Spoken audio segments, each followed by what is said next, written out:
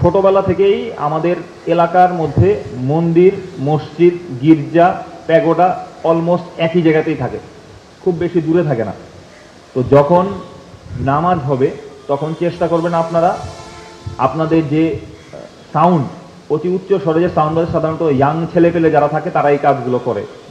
পুজো উপলক্ষে পাড়া বা মহল্লার পাশে একটা সাউন্ড স্পিকার দিয়ে জোরে জোরে গান বাজাচ্ছে, বাট একটু বুঝতে হবে যে এই সময় যে নামাজের সময়গুলো হবে ওই সময় যাতে আমার ধর্মীয় সম্প্রীতিটা বজায় থাকে, অন্যের যাতে ক্ষতি না হয়। আমাদের কোনো ধর্মই কিন্তু আমাদেরকে এই শিক্ষাটা দেয় না যে আমি আমার অনুষ্ঠান পালন করতে গিয়ে আরেকজনকে বিব্রত করছি বা ক্ষতি করছি। প্রত্যেকটা মহল্লায়, প্রত্যেকটা বাসায়, প্রত্যেকটা বিল্ডিংয়ে দেখা যাবে যে কিছু বয়স্ক মানুষ থাকবেন যারা অসুস্থ। উচ্চ স্বরে এমন কিছু করা যাবে না বা এমন কিছু করবো না যেটা আমার জন্য আনন্দদায়ক, অন্যের জন্য বেদনাদায়ক। তো এই জিনিসটা যাতে আমরা বজায় রাখি। ঢাকের ব্যবহার, অন্যান্য যে কার্যক্রম, সেটা ইট ইজ ওকে। শাখার ব্যবহার আপনারা যেটা করবেন সেটা কোনো সমস্যা নেই, ফাইন। বাট এই ডেস্কের এগুলো বাজানোর ব্যাপারে আপনারা একটু অবশ্যই, আমি আপনাদের সজাগ দৃষ্টি কামনা করি। এবং রাত্রিকালীন স্পেশালি বাজে এগুলো ইয়াং যারা হবে সাধারণত রক্ত গরম আনন্দ উৎসব করার জন্য করছে, একটু বুঝাতে হবে। আপনারা যখন আসবে মন্দিরে বা করবে তখন এটা আপনারা একটু বুঝাবেন যে অন্যেরকে ক্ষতি করবে, অন্যকে বিরক্ত করে কিন্তু নিজের উৎসব পালন করাটা বেসিক্যালি কারোর জন্যই কামনীয় নয়। তো এই জিনিসটা যাতে আমাদেরকে বজায় থাকে।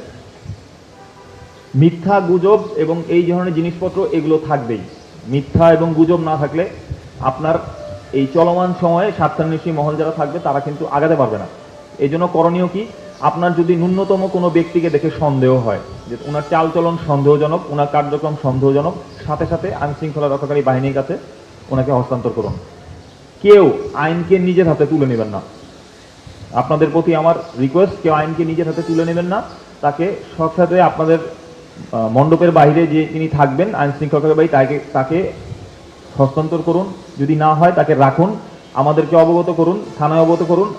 আমি কথা দিচ্ছি আমাদের পৌঁছাতে যতক্ষণ, শুধু ক্যাম্প থেকে পৌঁছাতে যতক্ষণ, ততক্ষণ পর্যন্ত হোল্ড করে রাখবেন। বাট কোনো বিষয় নিয়ে মারামারি, ঝগড়া বিবাদ, ফ্যাসাদ, একটা ঘটনা তৈরি হয়ে যাওয়া, হাইপ হয়ে যাওয়া, এইসব জিনিস যাতে আমাদের মধ্যে না হয়। আমি আবার বলছি, অনেকে হয়তো চেষ্টা করতে পারে যে একটা সিচুয়েশন তৈরি করে কোনো মতে এই জিনিসটাকে দিয়ে একটা হাইপ তৈরি করা যায় কিনা, ভাইরাল হওয়া যায় কিনা, এই জিনিসটা সুযোগটা যাতে আমরা না দেই। আমরা যদি খারাপ ব্যক্তিকে খারাপ কাজ করার সুযোগ দেই, উনি এটা আরো করবেন। কারণ মনে রাখবেন, অনেকের জন্য এটা টাকা কামাই করার একটা রাস্তা। ভাইরাল হয়ে বা একটা চটকদার কথা বলে কাজ করা, তার জন্য এটা ব্যবসা। বাট আপনার এবং আমার জন্য কিন্তু এটা ব্যবসা না। তো সেই জন্য আমরা চেষ্টা করবো যে এই ধরনের কার্যবলী করে কেউ যদি চেষ্টা করে কোনো সিচুয়েশন ক্রিয়েট করে, আমরা এটাকে আগে ডিফিউজ করে দেব এবং সাথে সাথে তাকে থানায় বা সেনাবাহিনীর কাছে